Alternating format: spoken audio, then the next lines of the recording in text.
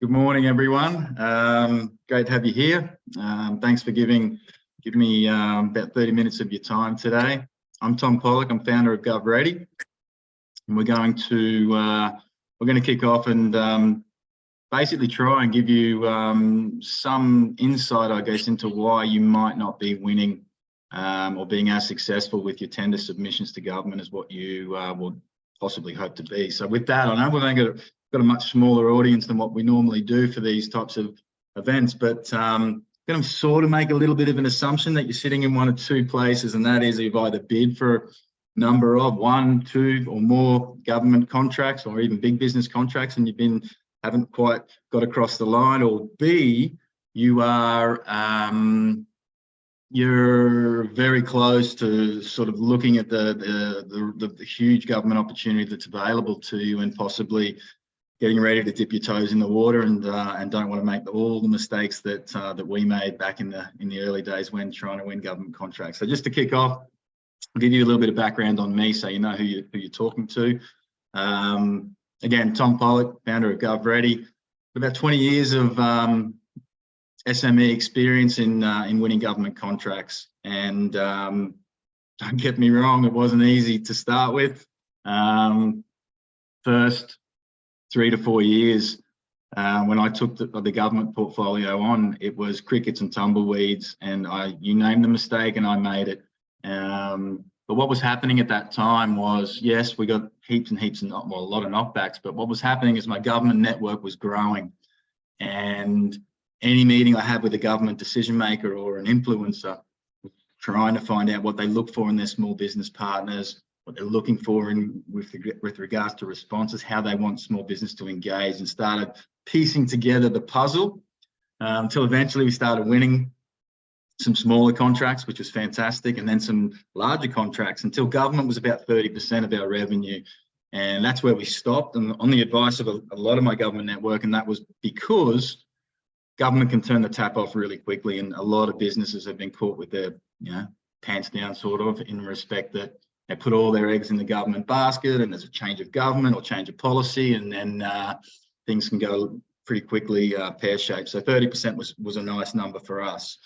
Few people know this now, that ever since I was a young kid, I always wanted to write a book. I love small business. I love what they bring to the community and how they support the local communities. If you're a small business in this virtual room, you might not know this, but 44 cents in every dollar you make stays in your local community, which it's far less. Big business, it's something like ridiculous, like 2 or 3 cents. So what I wanted to, when I eventually got to the stage where, yep, I'm going to write that book, I wanted to write a book which would help small businesses and then also help their local communities, and figured out relatively quickly that winning government contracts and panels and whatnot are something that a lot of smaller businesses struggle with or don't really understand. So that's where that book came about. I got the first copy published just before the first lockdown, the COVID lockdown, so I missed out on all the book launches and all that sort of stuff. But if any of you know me, you know that I'm not really into that sort of stuff anyway, but really proud moment. What do we do now? We actually help Queensland SMEs, or small to medium enterprise businesses, firstly become more attractive to government so that they stick and they're a wanted partner for government, and then secondly, how to engage with government the right way, and help them realise very profitable government revenue streams. I'm also a failure. It's a very quick story. Just before, a few months before I knew the book was going to be finished, I needed someone to write the foreword for it, and I wanted someone with small business gravitas. So I've got no qualms in picking up the phone. So I contacted Mark Buros. Some of you guys might know him. Politely asked if he'd read the manuscript, and if he liked it, write a foreword for it. And he said, yeah, great. Well, send it to me and I'll have the team take a look at it and we'll get back to you. Never got back to me, which was pretty soul destroying for someone who's invested so much time and passion into bringing that book to life. But I'm half Irish, I'm really stubborn. So there's a lady by the name of Miss Kate Carnell, who was the inaugural small business ombudsman at that time. I got a lot of time for Miss Carnell. Love what she does for small business. Reached out to her. Didn't get it, got a media officer who said, yeah, send it through, we'll take a look. Got a call back from Miss Carnell about a week later, and she was very happy to love the book, love what it does and how it helps. Was happy to write the forward, which was so cool. And then a week later, I get the Word document in my inbox. I opened it up, really excited, and this is what I saw. So Thomas Pollock has been there and done that. He's failed over and over, only to fail again. Hopefully that's making a few of you smile a bit. It didn't make me smile at the time, but when I read on the forwards, it was awesome. She had really, really good things to say. But I knew that Miss Carnell had actually read the book, because the book is actually a lot about the mistakes that we made in those early years and trying to help small businesses not make them. So that's a bit about me. I'm going to kick on now. In the interest of time, let's get into this. Also too, if you've got any questions, feel free to put them in the chat box there. Ian will be monitoring that, so if we've got time, we'll address those and hopefully answer them today. If not, we'll be able to come back to you and give you any clarification after it as well. All right, what is this government opportunity before we get into these mistakes? The government opportunity is $8 billion every year. 30%, if you're not aware, 30% of all procurement has recently been mandated that must come from the small business sector for Queensland government. So that equates, they spend around about, give or take, depending on the year and the budget, around 20 to 22 billion every year. Actually, math on that's probably not 100%. It should be around 7 to 8 billion every year has been slated to go to the small business sector. So this is a massive, massive opportunity. It's never before has Queensland government had any policy around at this sort of level, which is really, really good. And this is, a keystone of the foundations of this government opportunity. It's a 20-year opportunity as well for the Olympic Games, 10 years leading up to the Olympics and 10 years prior. But if you're interested in this government opportunity, you want to get started now. They're already buying for the Olympics. So it is something like I say to a lot of our clients, now is the best possible climate, the best possible time for smaller businesses to diversify into government revenue streams and partner and fulfill government contracts. A lot of businesses too think that government's out of their reach. Government's got, just the opportunity is too big. They won't be able to service it. This statistic might surprise those. The average government contract is $60,000. And I'd hazard a guess that there's probably most businesses who are with us today who can service a $60,000 contract.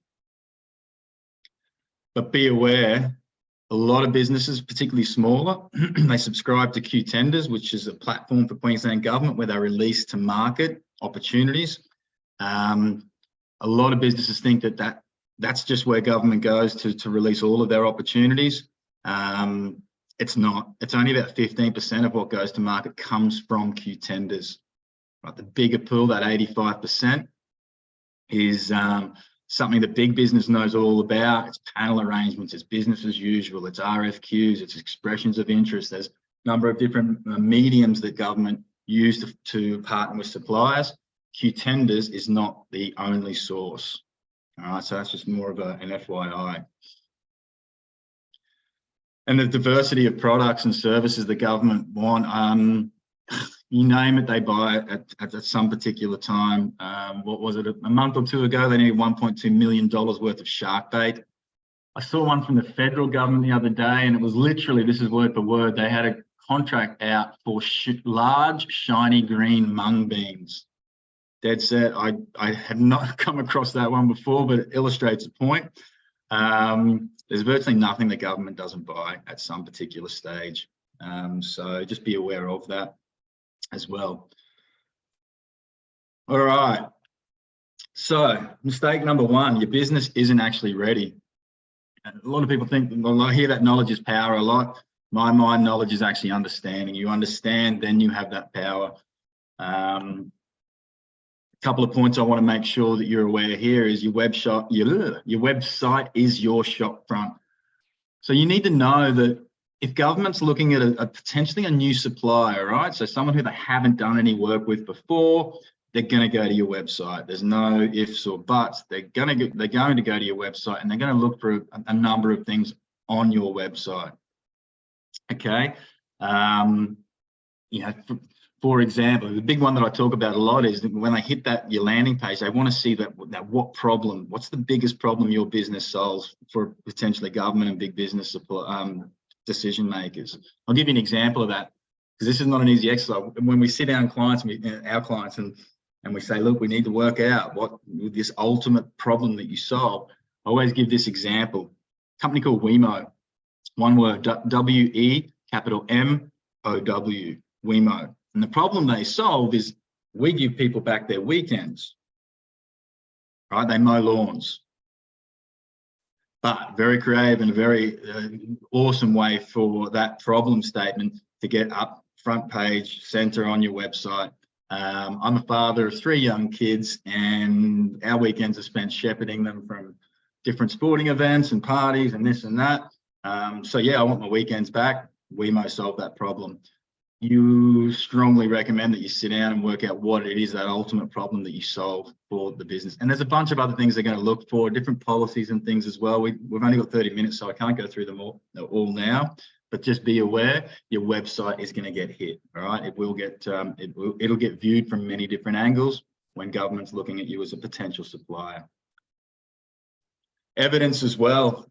Like, work you've done in the past, the good work you've done in the past from clients. We had a client who, you know, government love evidence, as do I, as do a lot of consumers. You know, you can say everything you want about how good you are and the product and services are fantastic and you make the best widgets, et cetera, but unless there's that evidence to back it up, it's just words on paper.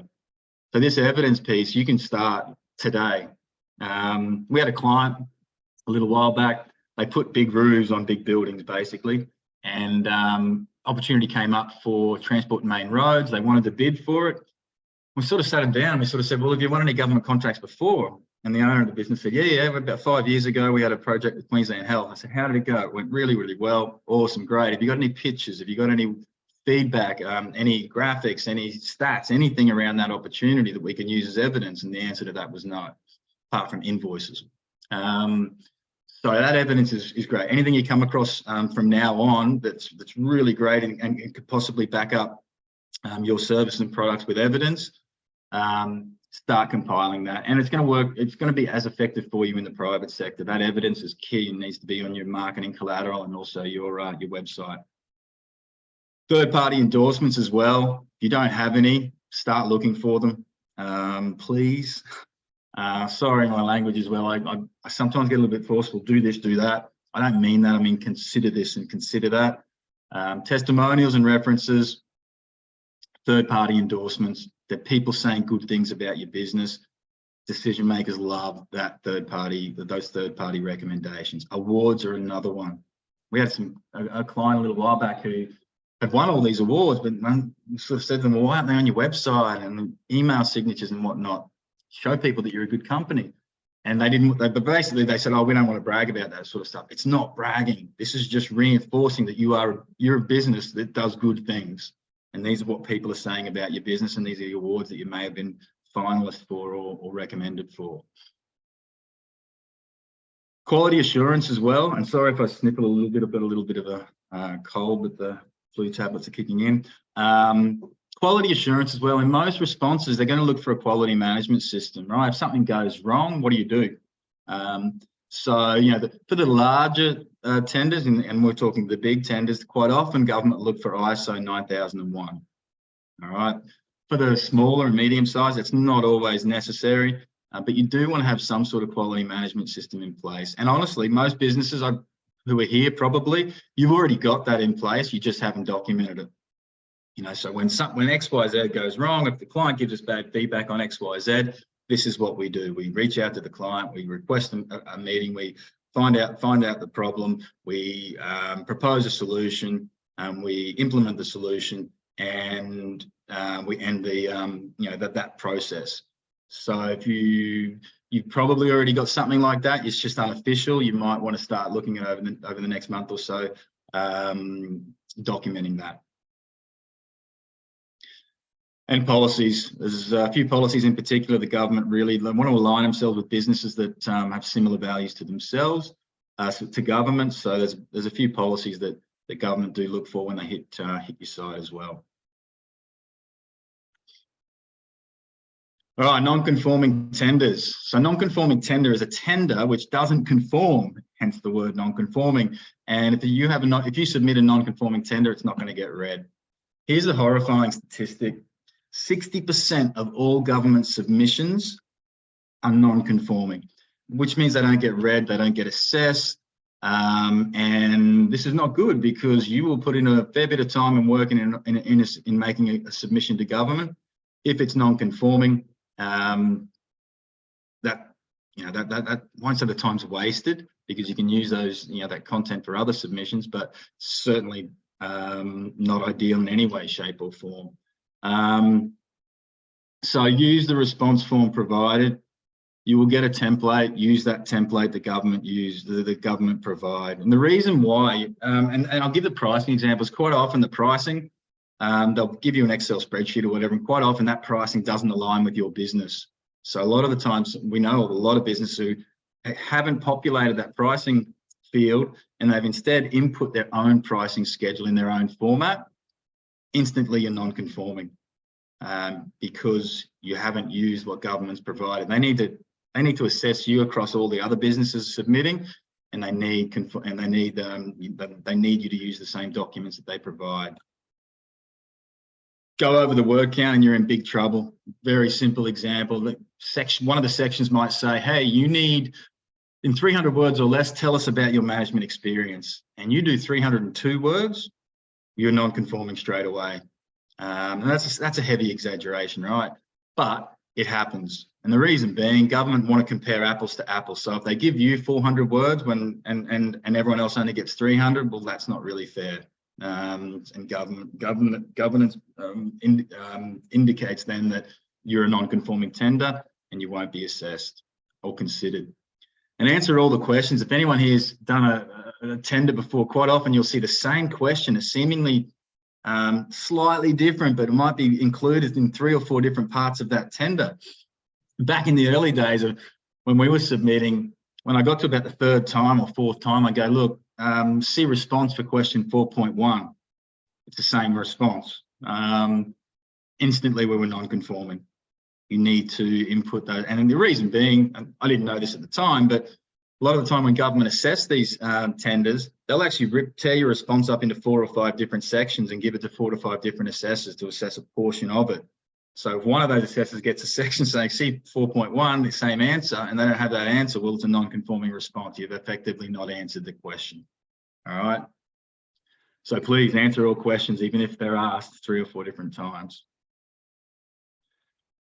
Small one, miss signature, even just initials. You're running late, you've only got 20 minutes to submit the tender, it's the cutoff, and you forget a signature on a particular page, you're non-conforming straight away. There's a bunch of other examples as well, but they're the big ones.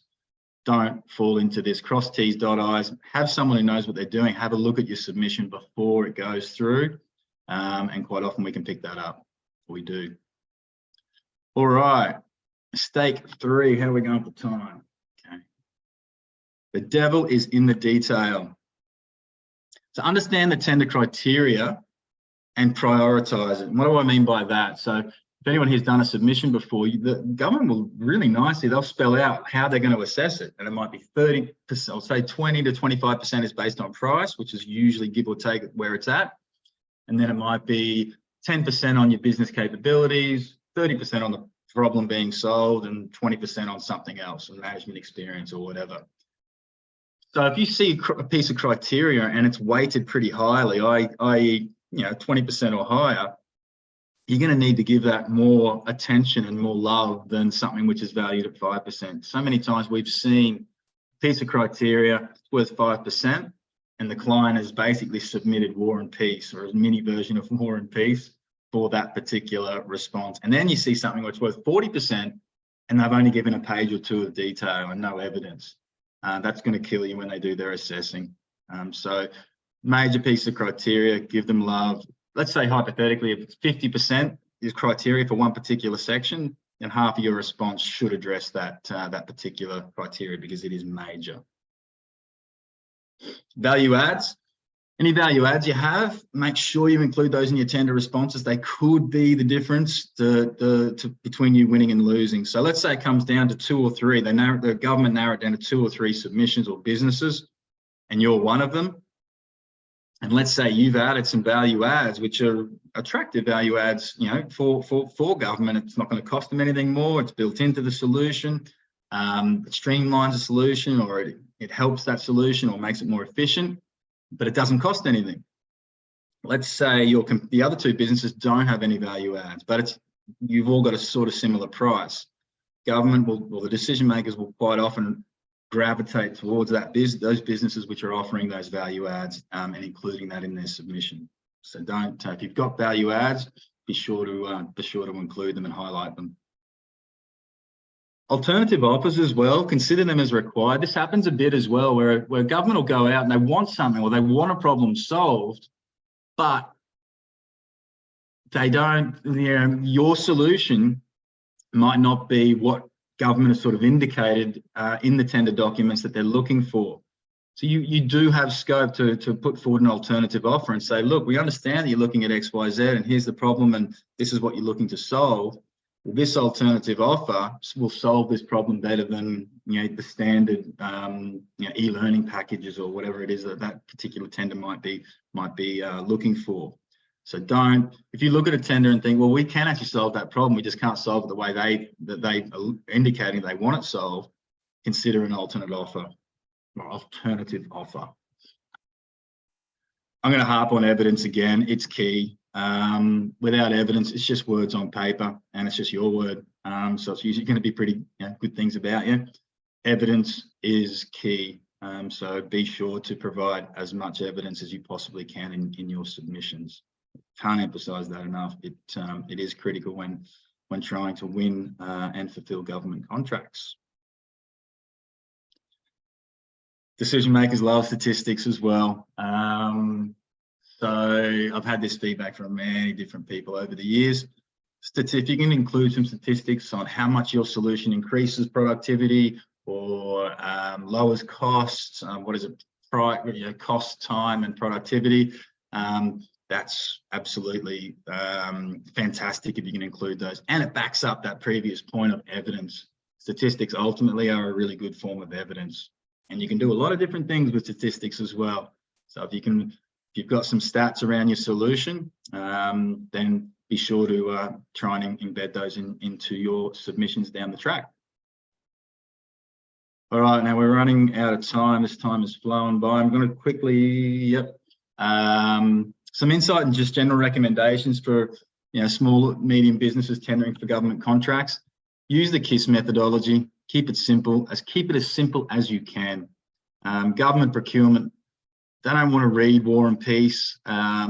Get to the point. If you can answer the question succinctly in 100 words, don't use 1,000. Bullet points, use bullet points. Assessors really like bullet points, and it's a lot cleaner and simpler as well. But just keep going. Go back to that original point that I made. If you can answer the question in 100 words, answer it in 100 words. Don't feel as though you've got to build it out with all sorts of other fluff. Collaborative bids as well, or some people call these cooperative bids. And this is basically when a small business, and I don't know how many millions of dollars worth of contracts we missed out on back in the day, because we would look at a tender document or a problem the government has and they've gone to market with, and we'd look at it and we go, we can only do 50% of that. And we just didn't bother submitting because we couldn't do the other 50%. It took me a couple of years before I was enlightened that government loved collaborative bids. And that's when small businesses, maybe 3, 4, 5 small businesses come together to present one total solution to government. Big business does this awesomely. They do it really, really well. There's so many examples of big businesses partnering with each other. You watch the telly tonight and you'll see a bunch of examples of that. Small business, we do it pretty terribly. But if you've got a business which complements your business but doesn't compete, have a chat with them about potentially collaborative bids for government opportunities. And it'll also just widen the scope that you can bid for a lot more contracts because you've got more capability through your partners. Also indicate, yeah, as much as some government people will tell you that risk, government's fine with risk, they're not usually. And if there's ways in your tender responses that you can take on some of that risk or lower the risk and make it clear to government when they're assessing your submission that the risk is a lot lower by partnering with you, then that's only going to give you really positive points when they assess the risk factor of partnering with your business. So spell it out. There's ways you can lower the risk, so spell that out and make it clear, and that can certainly help you help bump you up and maybe get you shortlisted and potentially win that contract. Now, I get this a lot. It's a frustrating one. It's like, well, do you think our pricing's good, or what pricing should we go in at? Short answer to that is, you know your business far better than I do. So we never recommend, we never advise on specific pricing. But I will tell you this, as I tell all of our clients, when using pricing or a pricing model, just make sure it's fair. It's fair to government, and it's also fair to your business. You need to make some money, right? And that's fair. But you also don't want to be seen to be ripping off government, because when that comes to light, and quite often it does, very, very difficult to get back into that door of government opportunities and winning future government contracts. So just be fair. Don't go over the top. Don't go too skinny either. Don't go too light on and just to get the business, because that could really come back to bite you, bite you where it hurts. Just be fair. Everyone, businesses need to make some profit, but don't go over the top and with ridiculous pricing. All right, I think we're getting close to time, which I think I've done. Oh, there's one more slide. I want you to have a look at this. It's not really this isn't really focused around the mistakes around tendering, or some of the mistakes, because what I've covered in half an hour, there's more than this, but we can only cover so much in half an hour. But this slide here, really powerful slide here for those businesses who are considering looking at government opportunities. So first column, government departments. Second problem is the problem the government has needed to solve. Third column, the value of the contract. Fourth one, though, this is the one that I really want you to take a look at. This is the total number of submissions that were put forward for that particular tender. So let's quickly look at the first one. Department of Energy Public Works.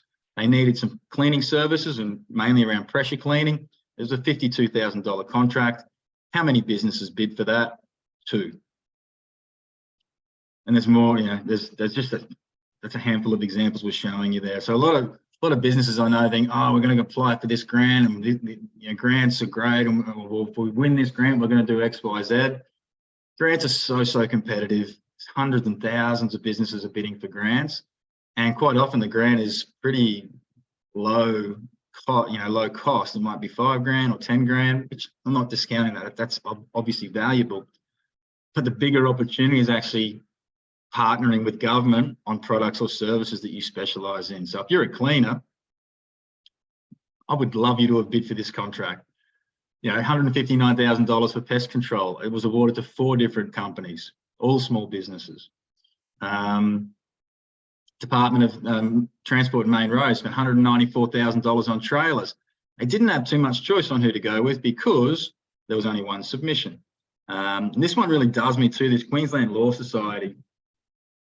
It's basically what they needed here was a website, a little mini website. It wasn't even that full on. $26,000. One company bid for it, and guess what? That business was in New South Wales, and that's the thing that really annoys me there. How many web design businesses are there in Queensland? That business should have gone to a Queensland client, but no Queensland businesses bid for the contract. Or maybe they did, but they were non-conforming. We've talked about that already. So yeah, that's just sort of hopefully gives you a little bit more of an overview of the opportunities that are out there for partnering with government and diversifying into government revenue streams. With that,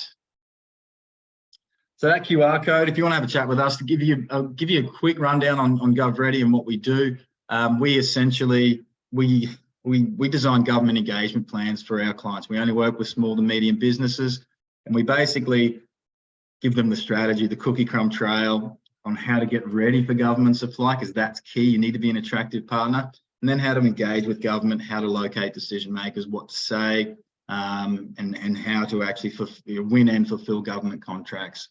And yeah, that's pretty much since we began. That's yeah, a lot of businesses we work with on helping them get into government revenue streams.